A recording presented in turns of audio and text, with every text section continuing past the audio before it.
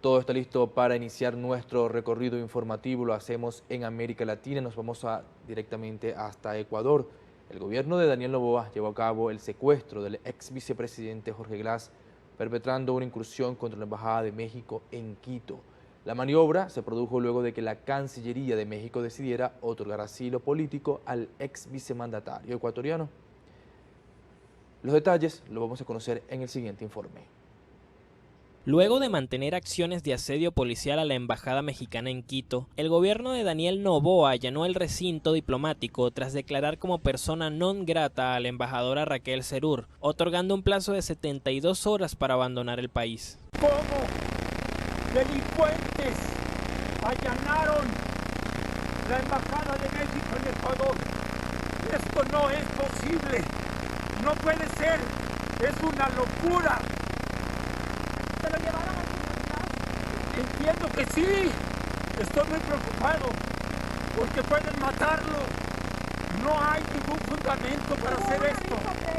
No, esto es totalmente fuera de toda norma. El hecho se da luego que el gobierno mexicano anunciara su decisión de darle asilo político al ex vicepresidente ecuatoriano Jorge Glass, refugiado en la embajada mexicana desde mediados de diciembre. Tras lo sucedido, la canciller mexicana Alicia Bárcena Ibarra anunció el inmediato rompimiento de relaciones diplomáticas con Ecuador, luego del ataque a la embajada mexicana. En consultas con el presidente de México, Andrés Manuel López Obrador, y ante la flagrante y grave violación de la Convención de Viena sobre relaciones diplomáticas, en particular del principio de inviolabilidad de los locales y del personal diplomático mexicano y las normas básicas de convivencia internacional, México anuncia el inmediato rompimiento de relaciones diplomáticas con Ecuador.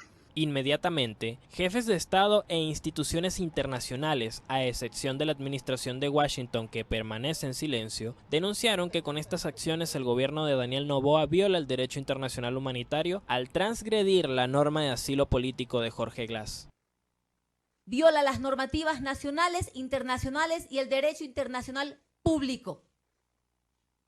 Cuando en el Ecuador no se logra resolver los problemas de fondo, cuando los ecuatorianos necesitamos estabilidad, paz, estabilidad económica, empleo, nuestra gente sigue migrando, muriendo en las calles, no hay medicina en los hospitales, incumple su plan de gobierno, incumple las ofertas de campaña, nos sube el IVA, nos encarece la canasta básica. Ha demostrado claramente que no tiene la capacidad de gobernar a los ecuatorianos. Tras la agresión diplomática, la fuerza policial secuestró al ex vicemandatario. Algunos legisladores denunciaron que el gobierno de Noboa no brindó información oficial sobre el paradero de Jorge Glass. Siendo las 4 de la mañana, se ha confirmado la presencia no por un comunicado oficial de Fiscalía ni de flagrancia. Estamos en contacto con los paramédicos que atendieron al ex vicepresidente Jorge Glass, quienes brindaron el apoyo y el soporte de los medicamentos que él lo ameritaba. Lo tienen abajo en el calabozo, aún no tenemos información oficial, simplemente de pasillo por parte de los paramédicos. El Servicio Nacional de Atención a Personas Privadas de la Libertad, SENAI, confirmó el traslado del ex vicepresidente al reclusorio de Guayas bajo un fuerte dispositivo militar, situación que ha sido calificada por organizaciones como una persecución política y judicial sin precedentes en Ecuador. Seguimos enfocados en Ecuador. En esta oportunidad, en una entrevista exclusiva para nuestra multiplataforma, el politólogo Emir Sader condenó las acciones del gobierno ecuatoriano sobre el ex vicepresidente de Ecuador, Jorge Glass. Vamos a ver. Pero pensemos muy concretamente, lo que está pasando en este momento es que hay un riesgo de vida gravísimo de Jorge Glass. No solo por lo que se han atrevido a hacer para resgatarlo, como también por lo que son las prisiones de Ecuador en este momento.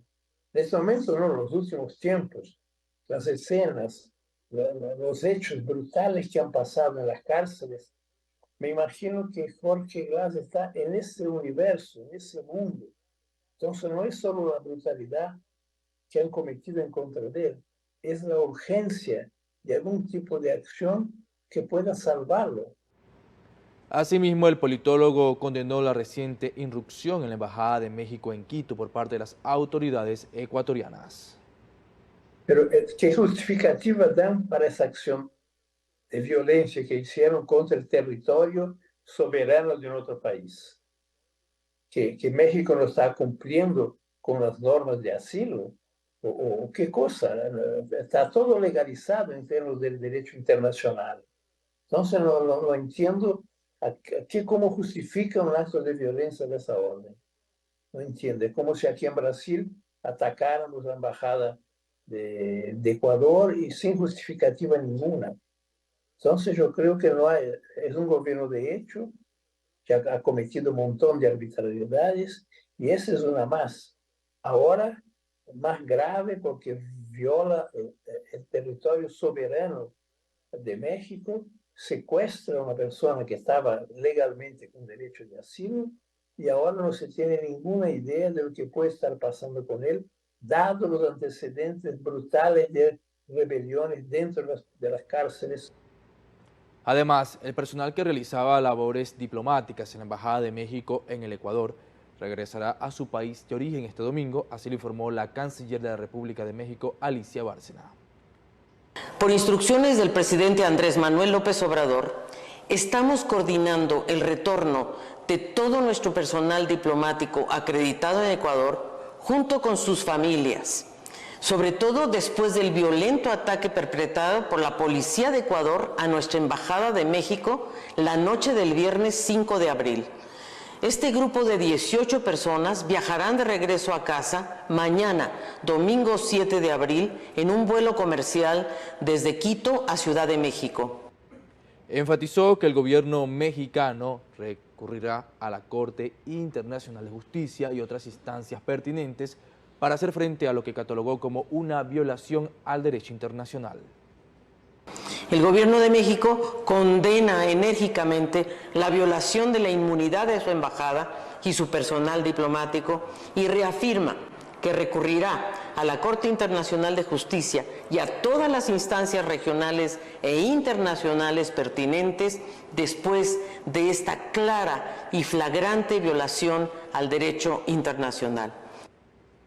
Decenas de ciudadanos manifestaron frente a la Embajada de Ecuador en México en rechazo al reciente asedio en la Embajada de México en Quito, ordenada por el gobierno ecuatoriano. Los manifestantes exigieron a Ecuador respeto por el derecho internacional y condenaron las acciones del país suramericano como una flagrante violación de la soberanía nacional mexicana. En este sentido, elevaron consignas como Ecuador, hermano, te gobierna un tirano. Asimismo, respaldaron al presidente Andrés Manuel López Obrador y ratificaron su postura en defensa de la autodeterminación del país.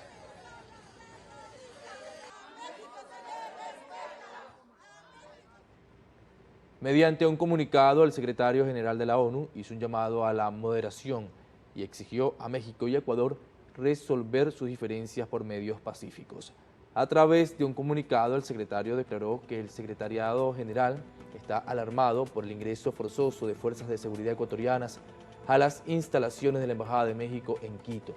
Asimismo, señaló que reafirma el principio cardinal de la inviolabilidad de los locales y del personal diplomático y consular, subrayando que este principio debe respetarse en todos los casos de conformidad con el derecho internacional. De igual forma, el Secretariado General destaca que las violaciones de este principio colocan en peligro la búsqueda de relaciones internacionales normales que son fundamentales para el avance de la cooperación entre los estados.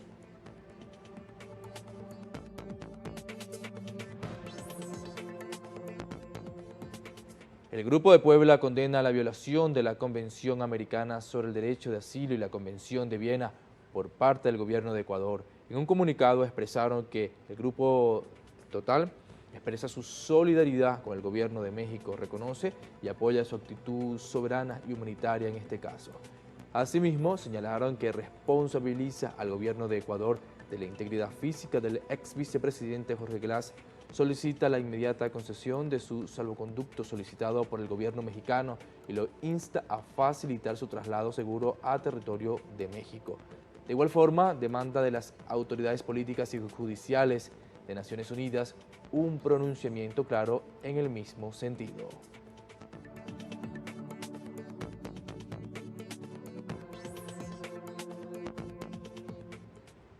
El gobierno de España emitió un comunicado donde rechaza la irrupción de efectivos ecuatorianos en la Embajada de México en Quito. El comunicado indica lo siguiente, lo apreciamos en pantalla. La entrada por la fuerza en la Embajada de México en Quito supone una violación de la Convención de Viena sobre Relaciones Diplomáticas de 1961. Hacemos un llamado al respeto al derecho internacional y a la concordia entre México y Ecuador, países hermanos de España y miembros de la Comunidad Iberoamericana.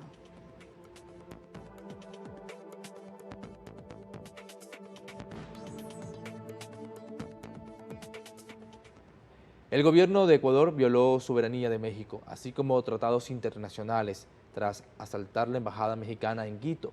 Existen pocos casos en el mundo como esto. En Venezuela ocurrió un caso similar justo en este mismo mes de abril, pero eso ocurrió en el año 2002 durante el golpe de Estado contra el presidente Hugo Chávez. Adriana Sibori preparó la siguiente historia y nos cuenta más detalles. Son las imágenes del asedio a la Embajada de Cuba en Venezuela en el año 2002.